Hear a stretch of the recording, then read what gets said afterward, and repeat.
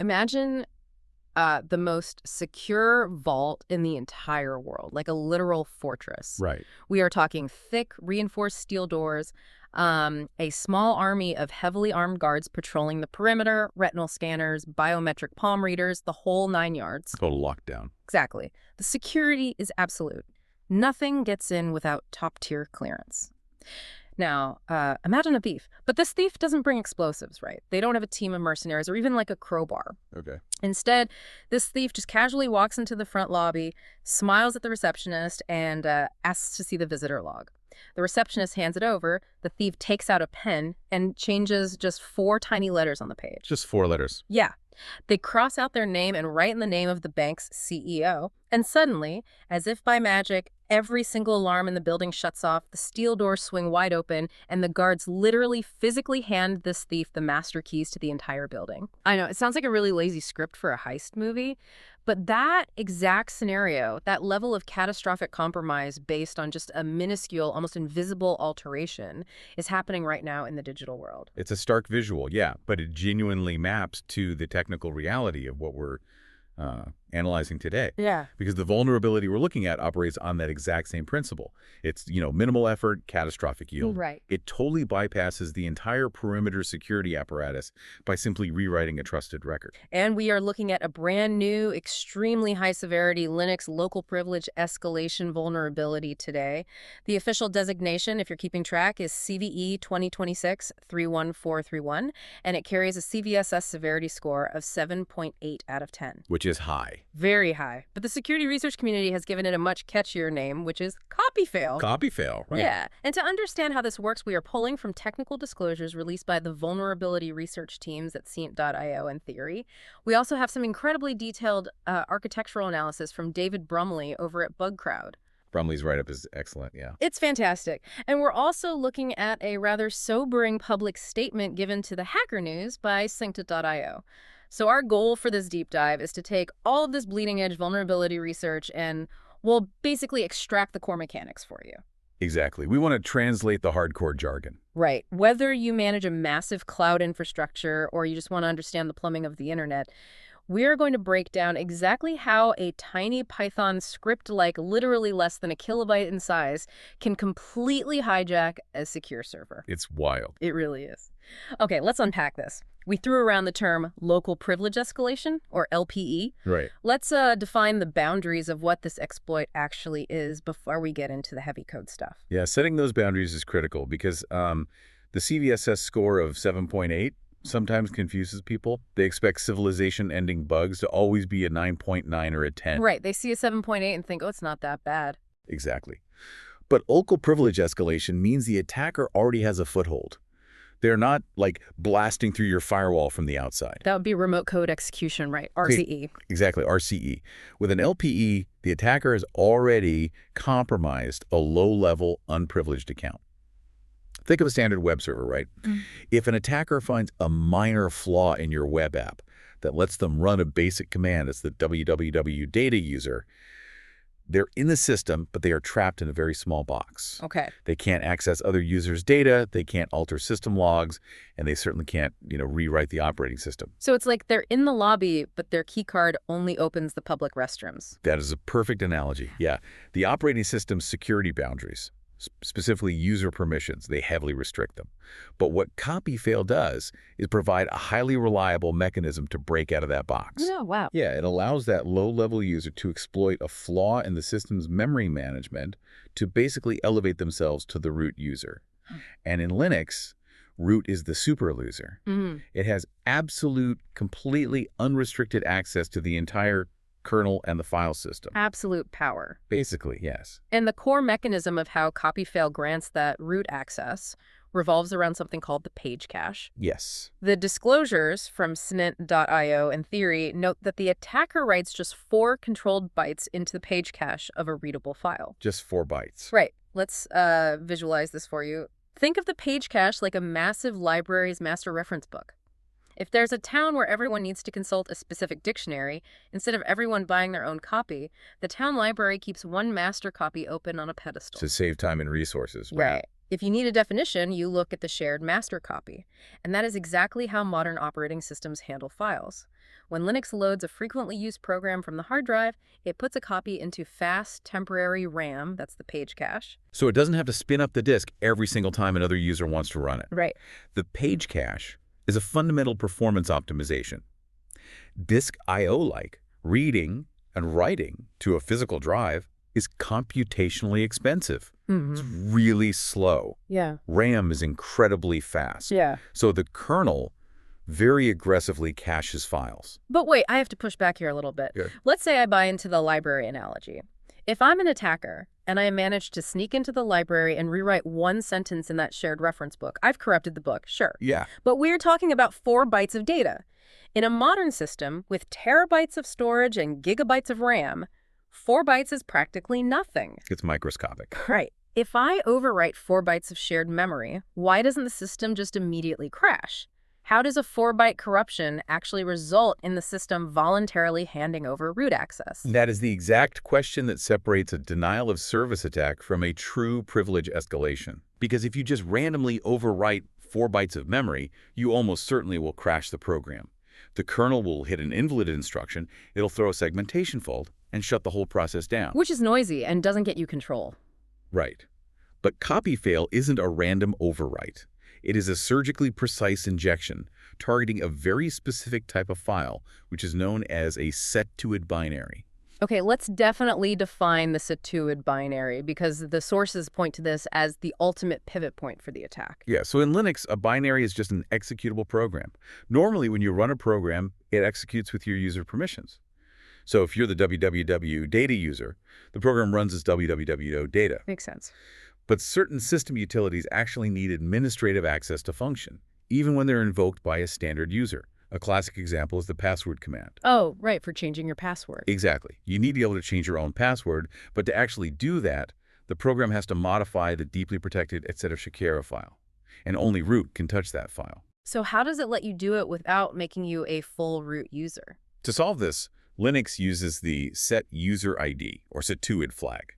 When a binary has this specific flag set, it executes with the privileges of the file's owner, not the user who launched it. Oh, I see. Yeah, so if the file's owned by root, it runs as root, no matter who types the command. Okay, so an attacker is using this memory flaw to target the page cache of a set-to-it binary. They aren't just breaking a random file, they are rewriting the actual machine code instructions of a program that the operating system inherently trusts with absolute power. That is the crucial pivot right there. They inject 4 bytes of malicious machine instructions, which we call shellcode, into the cached memory of that trusted program. And then what happens? Well, when the attacker then executes that program, the kernel sees the set-to-it flag, elevates the process to root, and begins executing the code. But instead of hitting the normal program instructions, the CPU hits those 4 injected bytes. Wow. Because it is already running in a privileged context, it executes the attacker's payload as root. The system effectively compromises itself. Which is terrifying, but it really begs a massive historical question here. How did a flaw that allows an unprivileged user to overwrite protected shared memory end up in the Linux kernel in the first place? Yeah, it's a wild story. Because to understand the scale of copy fail, we have to travel back a bit. The disclosures explicitly trace the root cause back to August 2017. They found a source code commit made 9 years ago. And 9 years is an absolute eternity in software development. Right. To have a vulnerability of this magnitude sitting entirely silently in the code base for that long, it really highlights the immense complexity of the Linux kernel. The flaw was introduced via a routine update to the kernel's cryptographic subsystem, specifically within a module called algafed. All right, let's break down algafed. What is this module actually doing, and why was it being updated back in 2017? So ALGA stands for the algorithm interface. It's essentially a socket interface that allows normal user space programs to talk directly to the kernel's highly optimized internal cryptography engines. And AEAD stands for Authenticated Encryption with Associated Data. It is a very standard cryptographic protocol that ensures both the confidentiality of the data, meaning it's encrypted and unreadable, and the authenticity of the data, meaning it hasn't been tampered with. Right, the gold standard for secure communication. Exactly. And in 2017, developers were working on improving the performance of this specific interface. The source documents mention an in-place optimization. And I have to say, whenever I hear the word optimization in vulnerability research, a huge red flag goes up for me. As it usually should, because encryption requires significant memory and processing power. Historically, when you handed the kernel data to encrypt, it would take your original readable data, perform the complex mathematical transformations, and write the new encrypted data into a freshly allocated chunk of memory. So it kept the source data and the destination data totally separate. Yes, entirely separate. But the 2017 commit introduced this in-place optimization. The logic was, to save time and memory overhead, why allocate new space at all? Let's just write over the old stuff. Right. Let's just do the encryption math and overwrite the original data with the encrypted result in the exact same memory location. On paper, that sounds incredibly efficient. I mean, you cut your memory usage for that operation literally in half. It is highly efficient. It was a smart idea for performance. But it introduced a catastrophic logic flaw. By optimizing the process to overwrite the source memory, the developers inadvertently created a pathway where the cryptographic subsystem's output, the destination where it writes data, could be forcefully pointed at a read-only page in the page cache. Wait, I need to stop you there. If the page cache is explicitly marked as read-only by the kernel's own memory manager, how does an optimization in the crypto department override that?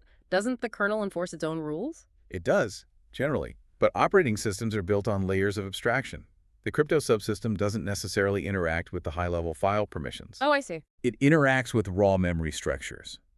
So the flaw is that the optimization logic simply assumed that if you handed it a piece of memory as an input buffer for encryption, you inherently possess the authorization to overwrite that buffer with the result. It just assumed you were allowed to do it. Yes, it completely bypassed the standard virtual file system checks.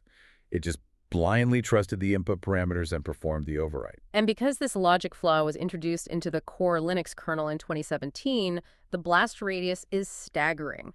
We are not talking about some obscure experimental branch of Linux here. Not at all. The vulnerability researchers specifically list the major enterprise distributions affected: Amazon Linux, Debian, Red Hat Enterprise Linux, SUSE, and Ubuntu.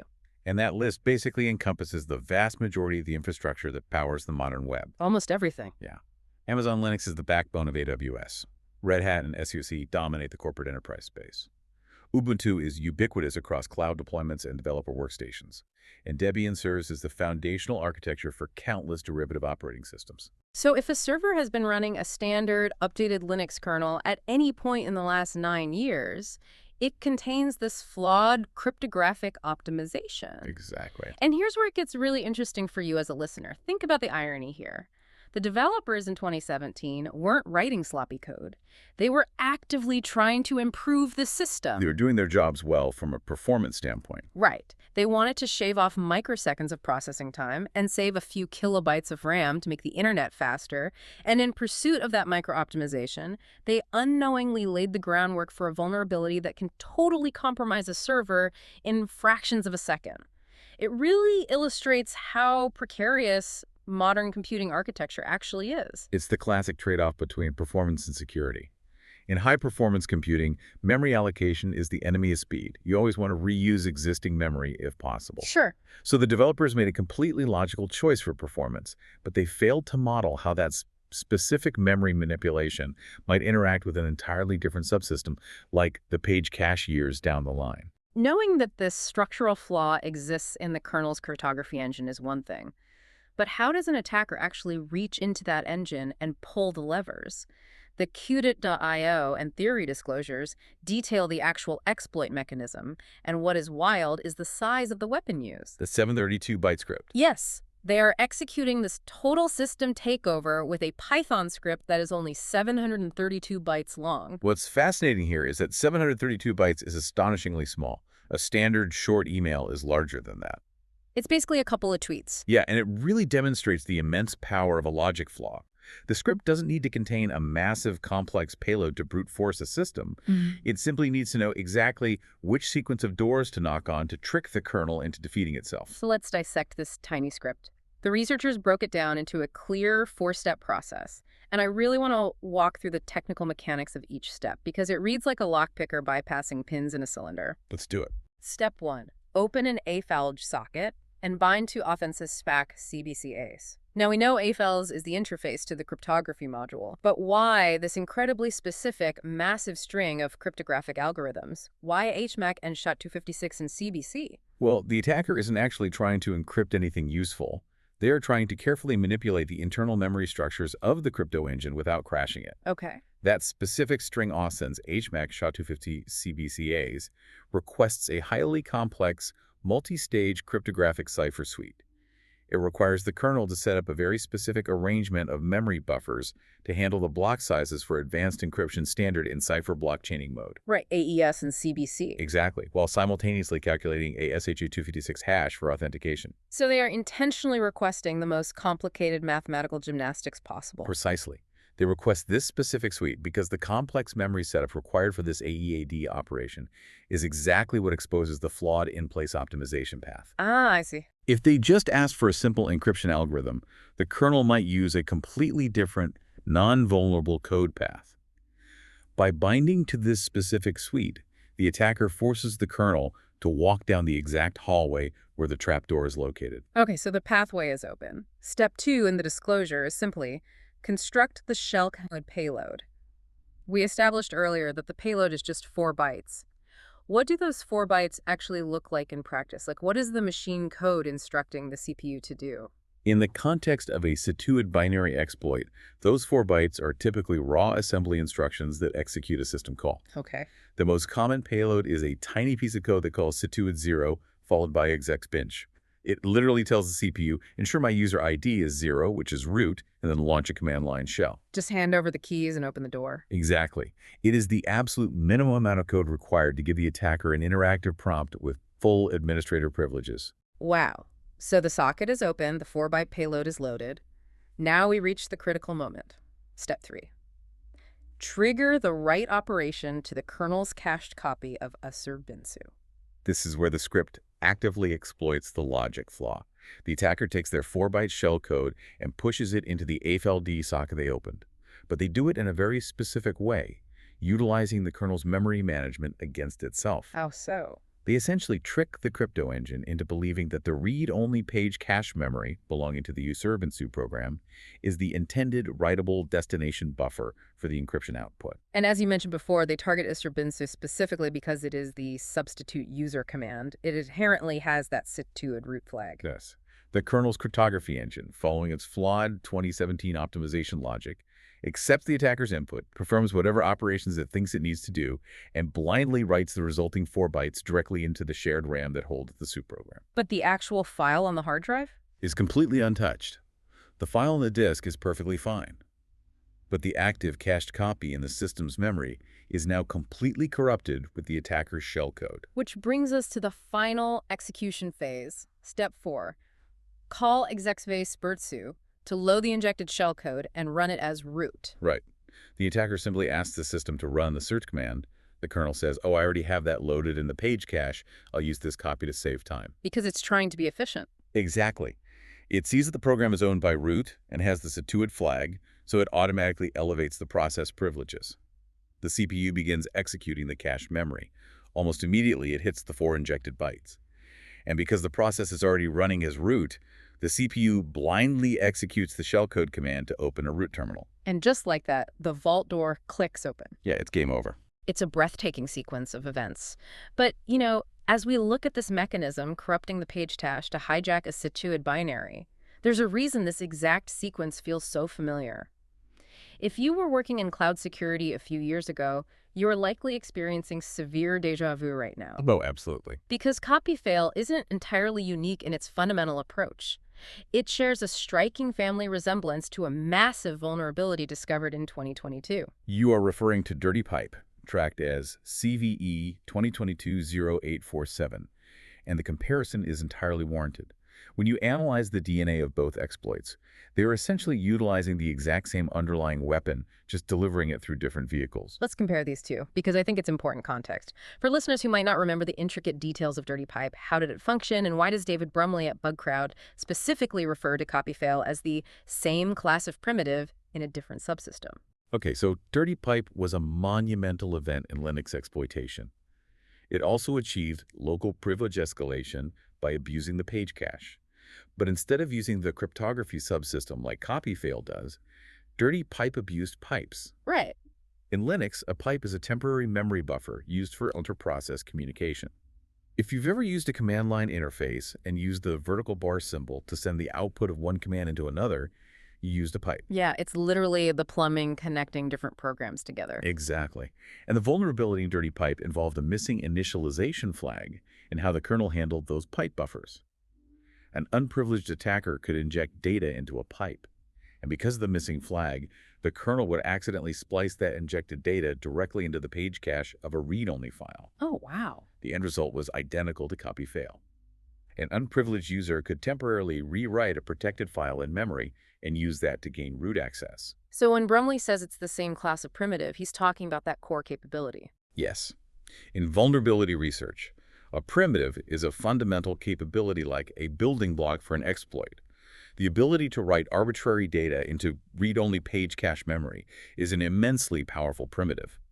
Copy-fail achieves the exact same primitive as Dirty Pipe. The only difference is the different subsystem. Dirty Pipe used the pipe buffers. Copy-fail uses the AFL cryptography sockets. Exactly. Now, Brumley's technical analysis goes a bit deeper into how the memory is actually routed in copy-fail.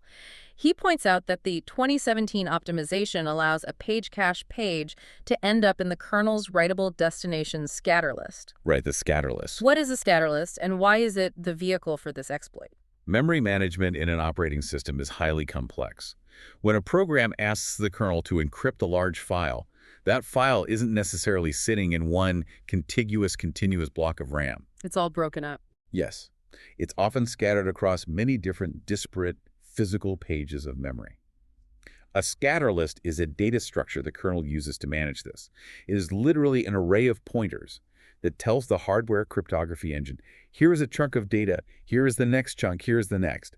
It gathers the scattered data so it can be processed sequentially. Okay, so the scatter list is essentially a roadmap for the crypto engine. Exactly. And what Brumley highlights is that the logic flaw in the 2017 optimization allows an attacker to manipulate the setup of that roadmap. The attacker tricks the kernel into placing a pointer to the protected page cache page directly into the scatter list that the crypto engine uses as its writable destination. So the crypto engine is just blindly following the map. It's just following the map. It doesn't know it's pointing to forbidden territory. But the attacker still needs to push their payload into that engine. And Brumley mentions a specific system call used to do this, splice. He says the attacker drives splice into the socket to complete the write. And we actually saw the word splice associated with Dirty Pipe as well. Yes, it's a recurring theme. Why is this specific command so integral to these attacks? Splice is a system call built purely for maximum performance. Normally, if you want to move data from a file to a network socket, the kernel has to read the file from the disk into kernel memory, copy it up into your user space application, and then your application copies it back down into the kernel's network buffers. That sounds like a lot of copying back and forth. It is a massive amount of copying splice. Right. It eliminates the middleman. It is a zero-copy operation. It tells the kernel to move data directly between two file descriptors entirely within kernel space. It's like moving cargo directly from a train to a ship without ever putting it on the dock. Yes. It is blindingly fast. And in copy-fail, the attacker uses the splice command to force their 4-byte payload directly into the AFL socket. By using splice, they bypass normal user space memory handling and drive the data directly into the kernel's internal plumbing. The splice command interacts with the flawed scatter list, and the payload is injected into the page cache. It is an incredibly elegant, high-performance manipulation of the kernel's own architecture. It really is brilliant from an engineering perspective. But while understanding the mechanics on a single Linux machine is fascinating, we have to look at the macroeconomic impact. Absolutely. Because we don't live in an era where everyone runs isolated servers in a closet anymore. The modern digital economy is entirely reliant on cloud computing and multi-tenant architectures. How does a page cache vulnerability translate to a cloud environment? This is where a severe vulnerability becomes a systemic crisis.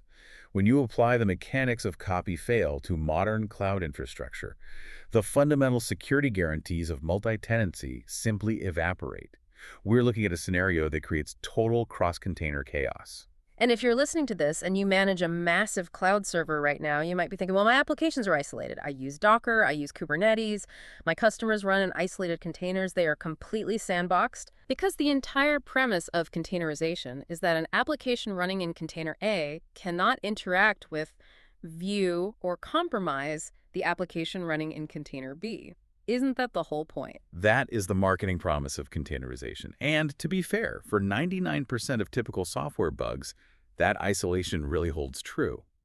But to understand why copy fail completely shatters that sandbox, we have to understand the architectural difference between a traditional virtual machine and a modern container. Let's dig into that because I think a lot of people conflate the two. Yeah, they're very different. When you provision a traditional virtual machine in the cloud, the hypervisor allocates virtualized hardware, virtual CPU, virtual RAM, virtual disk, and crucially, it boots an entirely separate, fully independent kernel for that specific virtual machine. Okay. If you run 50 virtual machines on a physical host, you have 50 separate Linux kernels running simultaneously, managing their own isolated memory pools. Total segregation at the deepest software level. Exactly.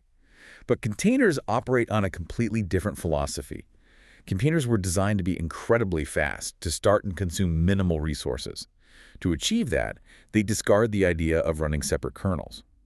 If you run 50 containers on a physical host machine, there is only one Linux kernel running. One kernel for all 50. Yes. That single kernel manages the hardware for all 50 containers. So how do they achieve any isolation at all if they share the same brain? The kernel uses features called namespaces and control groups, or fee groups, to construct a localized reality for the processes running inside the container. Namespaces ensure that a process in container A only sees its own specific network interfaces and process IDs. It essentially puts blinders on the application. Exactly. The container believes it is alone on the machine, but it is just an illusion maintained by the shared kernel. And because it is a shared kernel, Yeah. it uses a shared memory architecture. Exactly. And this is the fatal flaw exposed by copy fail. The disclosures explicitly state that the page cache is shared across all processes on a system. It does not matter what namespace a process is in. It does not matter what container it belongs to. Oh, wow. If multiple containers need to execute the standard usr bin su binary, and they all do because they all share the underlying host's file system architecture, the kernel only loads one single copy of that binary into the physical page cache. Oh, I see the domino effect now. Yeah, let's run the scenario. You are a cloud provider hosting a massive physical server. You have 50 different corporate customers, each running their web applications in separate, supposedly isolated containers on that single host. Okay. Customer A has a minor vulnerability in their web app, maybe a basic remote code execution flaw that allows an attacker to run commands as a low-level, unprivileged user inside customer A's specific container. Right, and under normal circumstances, the damage is restricted entirely to customer A's container. The sandbox contains the blast. But the attacker utilizes copy fail. Sitting inside customer A's container, they execute that 732-byte Python script. The script opens the internal AFLG socket, manipulates the scatter list, and overwrites the page cache of the usprint2 binary with their 4-byte shellcode. And because the page cache is global to the kernel, they haven't just corrupted the binary for customer A. No, they have corrupted the subbinary for the entire physical server.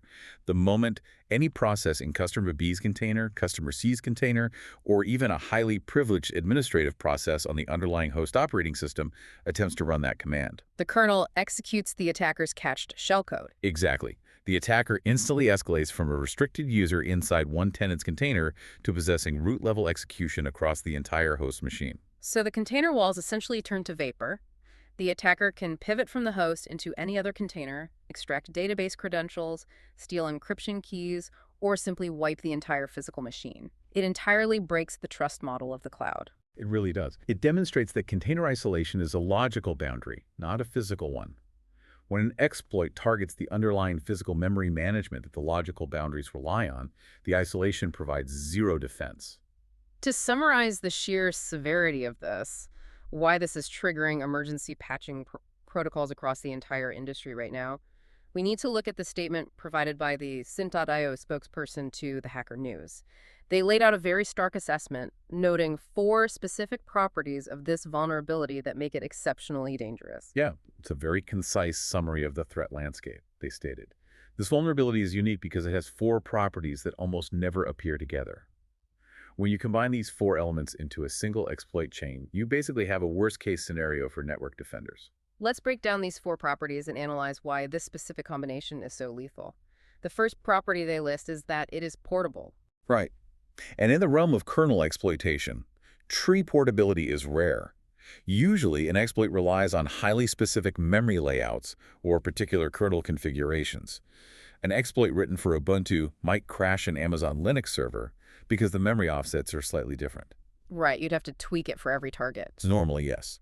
But copyfail exploits a fundamental logic flaw in a core cryptographic module that has been upstreamed into almost every distribution for 9 years.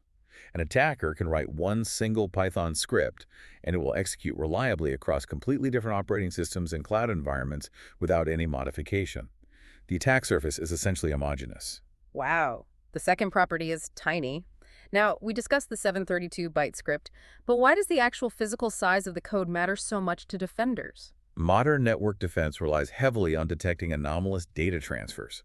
If an exploit requires dropping a 5-megabyte compiled binary onto a server, intrusion detection systems, firewalls, and endpoint detection agents are very likely to spot it. It's loud. Very loud. But 732 bytes of plain text, that can be slipped through a web form, hidden inside an HTTP header, or embedded in a seemingly benign configuration file. It is incredibly difficult to filter or detect without generating massive amounts of false positives. Which flows perfectly into the third property. Stealthy. The stealth aspect is perhaps the most frustrating for incident response teams. Traditional forensics focuses on disk analysis. After a breach, you image the hard drives and look for modified files, new malware, or altered logs. But copy-fail doesn't touch the disk. Exactly. Copy-fail leaves almost no trace on the disk. The attacker corrupts the volatile page cache and RAM. The physical user-bin-su file on the hard drive remains perfectly intact. Its cryptographic hash is completely unchanged. If the server is rebooted, the page cache is flushed, the RAM is cleared, and all evidence of the compromise simply vanishes. A literal ghost in the machine. And the fourth property, which we just explored deeply, is cross-container. Right. The ability to trivially bypass the primary isolation mechanism of modern infrastructure turns what should be a localized incident into a fleet-wide compromise. Having those four properties, portable, tiny, stealthy, and cross-container in a single exploit, is an absolute nightmare. But there is one more detail in the technical disclosures that I think elevates this to a crisis level. The sources state that the exploit is reliably triggered and does not require any race condition or kernel offset. Yeah, that's the kicker. Let's translate this for the listener. What is a race condition, and why is it a big deal that copy-fail doesn't need one? A race condition is a timing anomaly. In many complex exploits, an attacker has to exploit a tiny window of time where the system is transitioning between states. For example, if a program checks your permissions and then a microsecond later opens a file, the attacker tries to swap the file in that exact microsecond gap. It's literally a race against the CPU's processing speed. It is. And trying to time something perfectly on a server that is processing millions of requests a second is incredibly difficult. It is wildly unpredictable. Exploits relying on race conditions are notorious for failing. They might work one time out of 20. And the other 19 times. The other 19 times, they usually cause a kernel panic and crash the entire system. And crashing the system immediately alerts the administrators that an attack is underway. Right. And what about kernel offsets? Why do typical exploits need those? Modern operating systems employ address space layout randomization, or ASLR. Every time the system boots, it randomly scrambles the location of its core functions in the physical RAM. So the attacker doesn't know where anything is. Exactly. If an attacker's exploit tried to jump to a specific memory address to execute malicious code, they have to guess where the system hid that code this time. They have to find the correct memory offset. Guessing wrong, again, results in a massive, noisy system crash. But the copy-fail script doesn't have to guess, and it doesn't have to race. Exactly. It bypasses both of those massive hurdles entirely. Right. Because it utilizes the kernel's own internal logic, the splice command and the scatter list.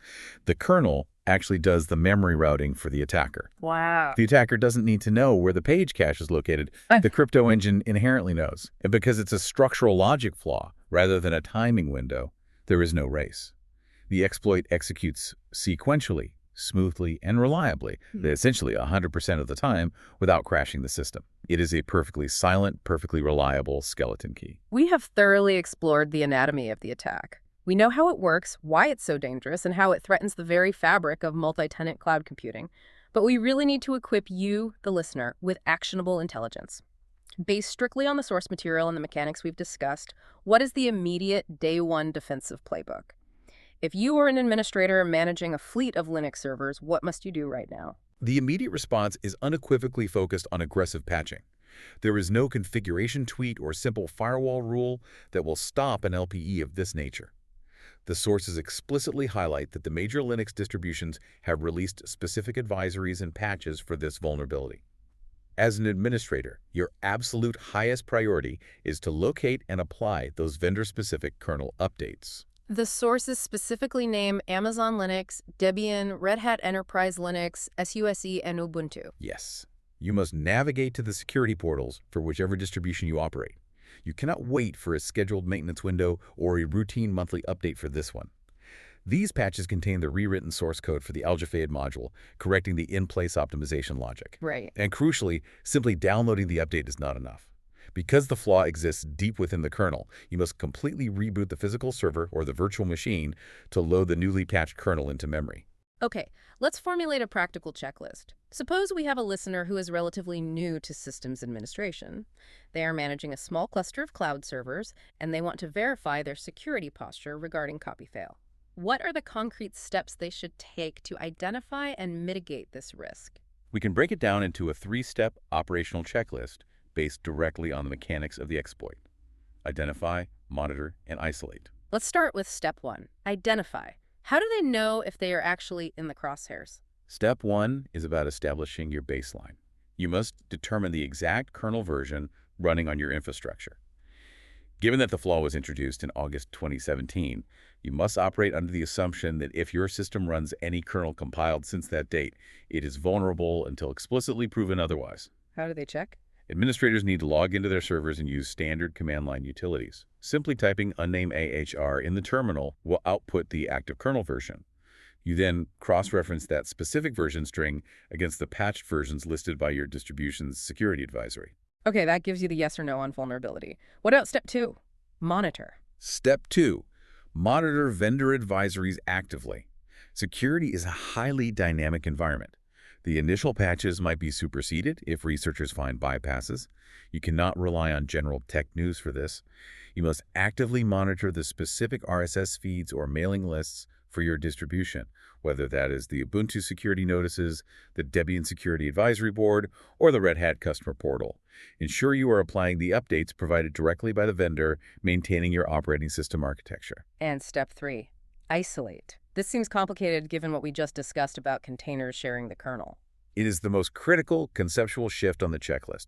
Step 3 is about understanding your actual risk posture regarding isolation. You must understand that standard container sandboxing is completely bypassed by copy fail. Therefore, if you are running a multi-tenant environment, you must assume a shared risk across your entire physical fleet. If one low-privilege, isolated container is exposed to the internet and vulnerable to a basic web exploit, you must treat the entire underlying host machine and every other container on it as exposed to a root compromise.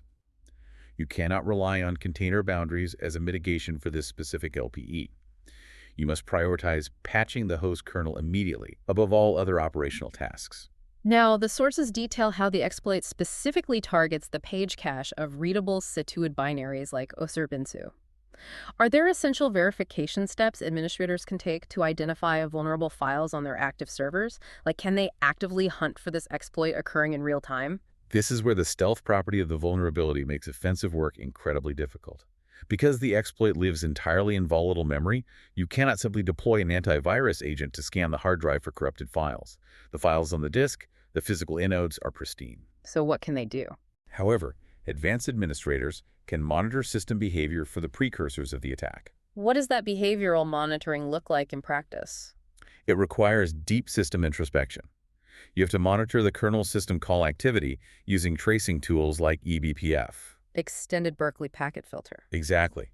You would look for highly anomalous behavior, such as an unprivileged web application process suddenly attempting to open AFLG sockets and repeatedly issuing splice commands. Which a normal web app would never do. Right. That combination of system calls from a standard user process is highly irregular and is a massive red flag. Furthermore, administrators should implement strict auditing on the execution of Situate binaries. If the user-binsu binary is suddenly being executed repeatedly by unexpected, low-level service accounts rather than actual human administrators, it warrants an immediate, aggressive incident response investigation. But it sounds like that's more of an alarm system than a shield. Yes. Ultimately, behavioral monitoring is a safety net. The only true verification of security against copy fail is confirming that the patched kernel has been loaded and is actively running. Patching the immediate flaw is the tactical necessity, absolutely. But let's look beyond the immediate fire drill. This incident highlights a much broader systemic issue in how we develop and maintain the core infrastructure of the internet. What are the long-term strategies for the cybersecurity community? How do we secure kernels against similar logic flaws in the future? Because we cannot sustain a model where a 9-year-old optimization can suddenly compromise the entire cloud. You have identified the fundamental challenge facing modern software engineering. The long-term strategy requires a complete paradigm shift in how we audit legacy code. We have to recognize that time in the field does not equate to security. The cybersecurity community and the developers maintaining open-source kernels must systematically and rigorously audit historical in-place optimizations. We have to go back and check the shortcuts we took a decade ago. Precisely. As complex subsystems like cryptography or memory management evolve over decades, developers naturally and correctly look for ways to make them faster and more efficient. But as copy fail so painfully demonstrates, these optimization shortcuts often introduce subtle logic flaws that hide in plain sight. So how do we find them before the attackers do? Moving forward, we need to deploy much more advanced static analysis tools. We need fuzzing frameworks, which are automated testing systems that throw massive amounts of random data at software, that are specifically designed to look for state machine violations and logic bugs, rather than just looking for simple memory crashes. We have to continually reevaluate the foundational logic of our operating systems, questioning the assumptions made by developers years ago. We have covered an immense amount of technical ground today. Let's briefly recap the journey we've been on. We started in August 2017, examining a routine, well-intentioned software update. An in-place optimization introduced to a complex cryptographic module to save a little processing overhead. We explored how that optimization inadvertently created a microscopic logic flaw, a trapdoor that allowed the system's own high-performance memory management to be tricked into writing data directly into the protected shared page cache. We then dissected the elegance of the weapon used to exploit that flaw. Yeah. A tiny 732-byte Python script that opens a specific internal socket, manipulates the kernel's scatterless pointers, and surgically injects a 4-byte payload directly into the cache memory of the powerful subbinary. We analyzed the striking similarities to the infamous dirty pipe vulnerability, realizing that while the subsystem was different, the core primitive, the devastating ability to corrupt the shared master reference book was exactly the same. Exactly. We uncovered how the single vulnerability completely shatters the illusion of cloud container isolation, demonstrating how an attacker can leverage a shared kernel to leap from a restricted sandbox to total control of the underlying physical host machine. Finally, we outlined the absolute necessity of immediate tactical defense. Identifying vulnerable kernel versions, relentlessly monitoring distribution-specific advisories, and understanding that only a full kernel upgrade and system reboot can truly secure the infrastructure against this perfectly reliable, entirely stealthy exploit.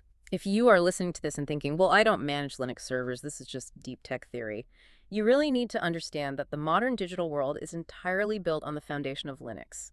The cloud infrastructure holding your most sensitive data, your financial records, your personal communications, your corporate intellectual property, it all relies completely on the fundamental security boundaries maintained by these kernels. Absolutely. When an exploit like copy-fail bypasses those boundaries with such surgical precision and reliability, the ripple effects threaten the integrity of every single digital interaction. The security of the application layer is entirely dependent on the integrity of the foundational layer. When the foundation is compromised, the walls no longer matter. As we wrap up this deep dive, consider this final thought. If a harmless-looking optimization committed to code 9 years ago had a perfectly silent skeleton key to the internet, we have to ask ourselves, how many other optimizations buried deep within millions of lines of open-source infrastructure are just waiting for a 700-byte script to unlock them?